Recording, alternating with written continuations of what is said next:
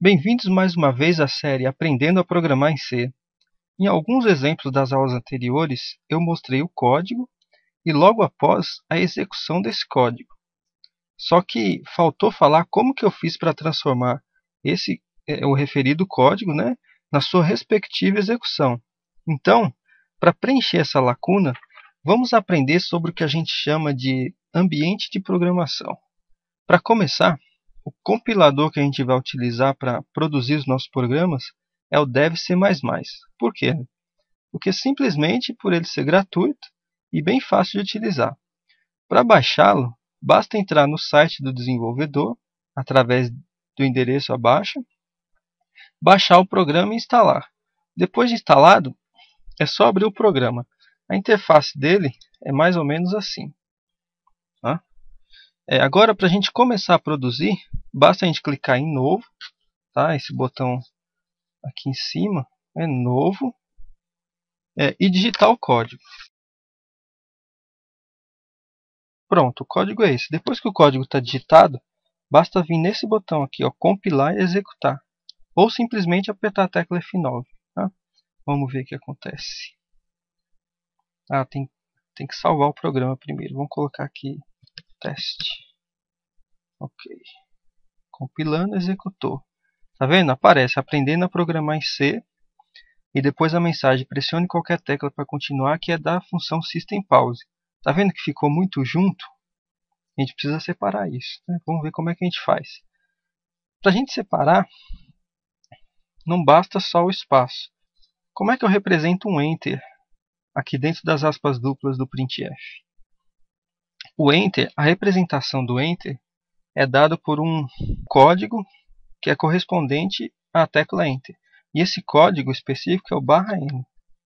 Como eu quero que a segunda mensagem apareça duas linhas abaixo, então eu vou dar como se fosse 2 Enter. Então eu dou 2/n. Tá bom? Então vamos ver o que acontece. F9. Tá vendo? Pressione qualquer tecla para continuar. Apareceu duas linhas abaixo. Então toda vez que a gente quiser haja um salto de linha, a gente usa o /n, porque o /n representa o Enter. Então aqui eu coloquei também mais dois exemplos, os exemplos das aulas da aula passada. O primeiro exemplo da aula passada, que era para digitar um valor e mostrar o valor digitado. Vamos só dar um F9 para a gente ver como é que executa. Tá vendo? O mesmo programa da aula passada. Por exemplo, 34. Você digitou 34. Ok. Reparem aí que eu também usei o /n. E o segundo exemplo da aula passada, que era o de transformar as horas em segundos. Vamos dar um F9. Digite um número de horas. Sei lá. 6 horas. Enter. 6 horas equivale a 21.600 segundos. Tá ok? Então, agora que a gente já viu como produzir códigos básicos e também como colocá-los para funcionar, vamos voltar ao nosso assunto original lá da aula. Bibliotecas em C. Apesar de nós já termos citado as bibliotecas em aulas anteriores, é necessário uma explicação um pouco mais rica sobre esse assunto. Então, uma biblioteca nada mais é do que um arquivo que contém funções que podem ser utilizadas pelo seu programa. Nos próximos slides, os dois próximos slides, vocês podem ver uma tabela com as principais bibliotecas que acompanham a maioria dos compiladores da linguagem C. Geralmente, uma biblioteca reúne funções com propósitos semelhantes. Como assim? Para se ter uma ideia, a biblioteca mat.h, por exemplo, reúne diversas funções para realizar cálculos matemáticos variados. Então, tudo quanto é função matemática foi reunida nessa biblioteca mat.h. Por essa razão, vocês podem ver que também encontra-se na tabela uma descrição resumida da utilidade de cada biblioteca. Por exemplo, a primeira biblioteca da tabela aí, stdio.h, ela é um conjunto de rotinas padrão de entrada e saída. A última aí, biblioteca ctype.h, também por exemplo, reúne funções para teste e conversão de caracteres. essa tabela continua no próximo slide, tá? Tá vendo? Eu tenho a biblioteca limits.h, locale.h, signal. Lá embaixo eu tenho string.h, que é uma biblioteca que a gente vai utilizar muito, é uma biblioteca que a gente usa para manipular cadeias de caracteres, tá? Então, para facilitar a compreensão aí dessas bibliotecas, vamos recorrer a dois exemplos práticos, tá? O primeiro é o seguinte: dentro daquela biblioteca mat.h, existe uma função chamada poll, tá? Que serve para quê? Para elevar um número a uma potência. Se você quer elevar 5 ao quadrado, por exemplo, é só usar poll 5, 2, ou seja, poll o número da base e o número da potência. Vejamos um exemplo na prática, né? Eu tenho lá a inclusão das minhas bibliotecas, tá? Normal. Agora, com a novidade de incluir a biblioteca mat.h, tem o nosso famoso mintmain, né? E aqui tem a criação de variáveis. Eu criei aí 3 variáveis. Podem perceber que eu criei 3 variáveis. Quais são? Eu criei uma chamada base para servir para pegar do usuário a base que ele for digitar. Uma variável chamada pot, que vai armazenar a potência que o usuário digitar. E outra result, né, do tipo double, porque o resultado de uma exponenciação, né, pode ser um resultado muito grande. Então eu preciso de um número do tipo double para poder receber esse resultado. Então esse result, né, essa variável result, vai servir para armazenar o resultado. Então o que eu tenho que fazer? Primeiro eu tenho que pedir para o meu usuário digitar a base e a potência, recolher esses valores para depois fazer a conta. Então eu peço aqui para ele digitar a base e com scanf eu armazeno essa base na minha variável chamada base. Depois eu peço para ele digitar a potência. Da mesma forma eu armazeno esse número da potência que o usuário digitou na minha variável pot.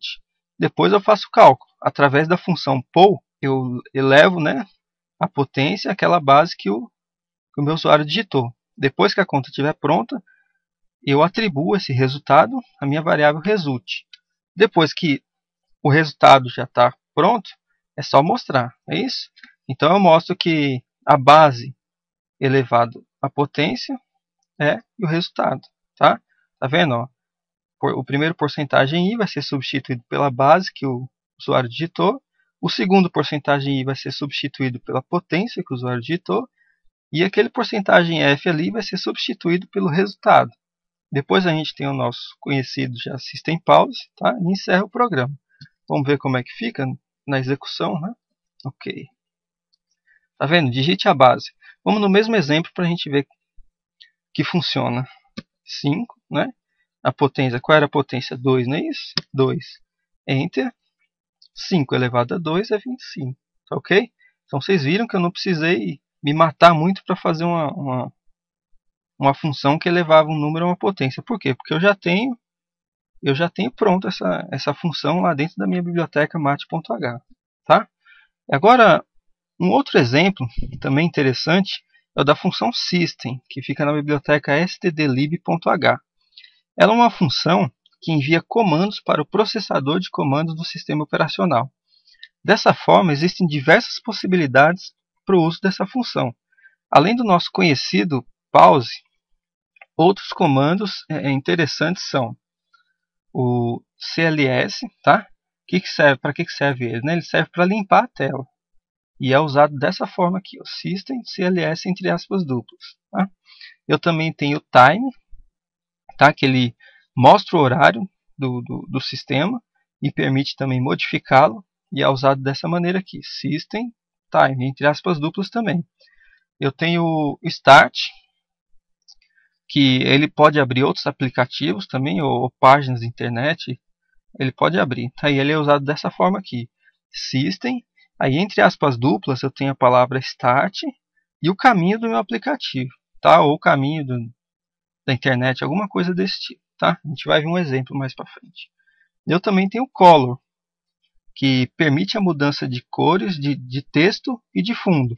Ele é usado dessa maneira aqui, ó, system color XY, onde esse X e esse Y eles são código hexadecimais, tá?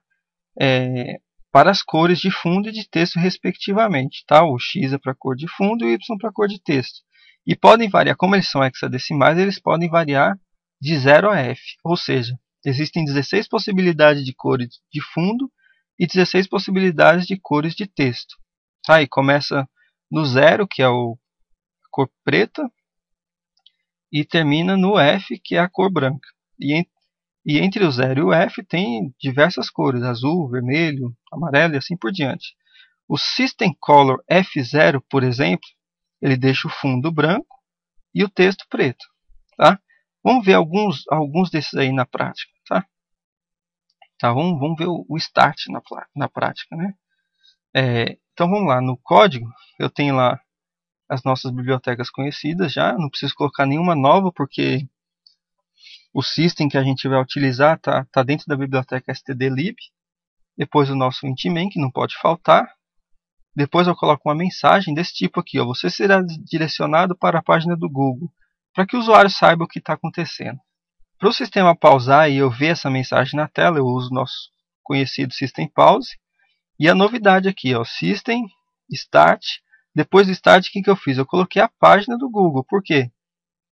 Assim que essa função for chamada, ele vai abrir a página do Google. Vamos ver como é que funciona isso aqui. Ok. Aí, você será direcionado para a página do Google, do jeito que eu coloquei para imprimir. Então, assim que eu apertar Enter, o que vai acontecer? Ele vai chamar a função System Start, que vai chamar uma página do navegador para abrir a página do Google. Vamos ver? Enter. Conectando. A internet aqui está um pouco lenta, mas o que a gente precisava mostrar, a gente mostrou, tá? Que através de um programinha em C, que vocês mesmos podem digitar e fazer, eu posso abrir outro aplicativo, eu posso abrir uma página da internet e posso fazer muitas coisas que vocês vão ver que tem muita utilidade que a gente está aprendendo aqui, tá ok? Então, como são muitas, né? As funções das bibliotecas elas serão explicadas e utilizadas conforme houver necessidade. Tá? Agora, vamos exercitar um pouco o que a gente aprendeu nesta e em outras aulas. Tá? Exercício 1. Supondo que o valor do dólar seja de R$ 1,80, faça 2 programas de conversão de moedas.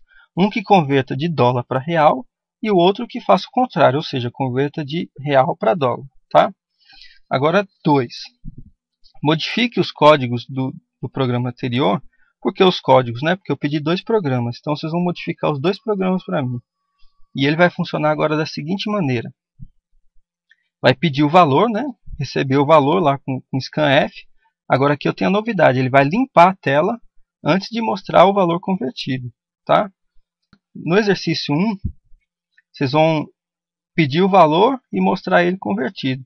No exercício 2, antes de mostrar a conversão, quero que vocês limpem a tela.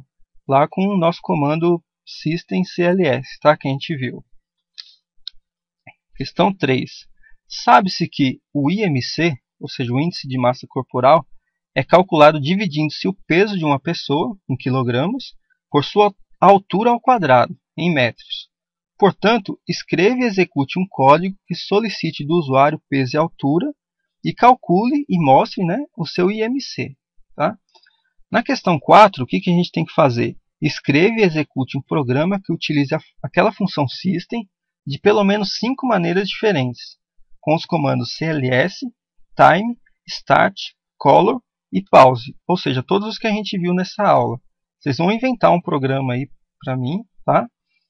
E no que vocês inventarem, vocês vão ter que colocar no meio do programa esses 5 comandos da função system. Tá?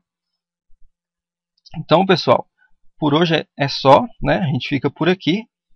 E na aula que vem, a gente começa a ver os comandos de controle de programa da linguagem C. Tá? Muito obrigado.